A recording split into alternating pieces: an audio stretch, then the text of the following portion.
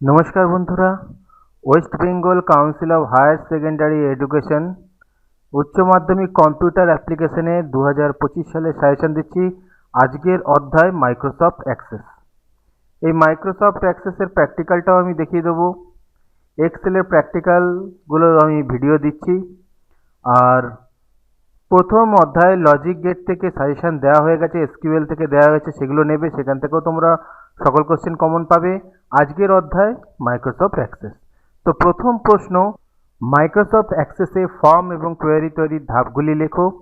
Microsoft অ্যাক্সেসে কোনো টেবিলে নতুন ফিল্ড সংযোজন, নতুন রেকর্ড সংযোজন এবং কোনো রেকর্ড মুছে ফেলার ধাপগুলি লেখো। মাইক্রোসফট অ্যাক্সেসে ডিজাইন ভিউ এবং ডেটাশিট ভিউয়ের দুটি পার্থক্য লেখো। মাইক্রোসফট অ্যাক্সেসে দুটি টেবিলের মধ্যে রিলেশনশিপ তৈরি করার পদ্ধতিটি ব্যাখ্যা করো। মাইক্রোসফট অ্যাক্সেসের রিপোর্ট তৈরির দুটি সুবিধা লেখো।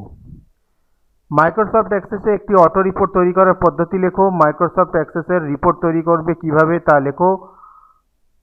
মাইক্রোসফট অ্যাক্সেসে অটো ফর্ম তৈরি করার পদ্ধতিটি লেখো।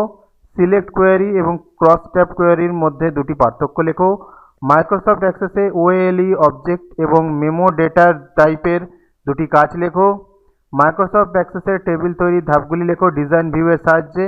মাইক্রোসফট অ্যাক্সেসের কোনো টেবিল থেকে ডেটা কিভাবে ডিলিট করা হবে তা লেখো। মাইক্রোসফট অ্যাক্সেসে কোনো টেবিলকে আপডেট করার পদ্ধতি লেখো। মাইক্রোসফট অ্যাক্সেসের ডিজাইন ভিউ এবং উইজার্ডের মধ্যে দুটি পার্থক্য লেখো। মাইক্রোসফট অ্যাক্সেসে কোয়েরি তৈরির সুবিধা লেখো। মাইক্রোসফট অ্যাক্সেসে লুকআপ উইজার্ডের কাজ কি।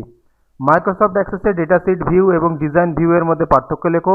মাইক্রোসফট অ্যাক্সেসে ডেটা রেকর্ড অপেক্ষা কোয়েরি এর সুবিধা কি। মাইক্রোসফট অ্যাক্সেসে ভ্যালিডেশন রুল এবং ভ্যালিডেশন টেক্সট প্রপার্টির মধ্যে সম্পর্ক কি।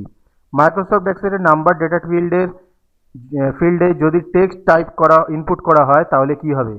পার্থক্য পড়বে রিপোর্ট লেআউট ভিউ এবং প্রিন্ট প্রিভিউ, ফর্ম এবং রিপোর্ট, টেবিল এবং কোয়ারিজ, ডিজাইন ভিউ এবং ডেটাশিট ভিউ। এই হলো তোমাদের সাজেশন। অবশ্যই কমন আসবে। কোনো প্রবলেম হলে জানাবে, আমি এর প্র্যাকটিক্যালটাও শুরু করব। অবশ্যই দেখিয়ে দেবো এগুলো কীভাবে করতে হবে, বুঝিয়ে দেবো। ভিডিওটা ভালো লাগলে লাইক কমেন্ট শেয়ার করে দিও।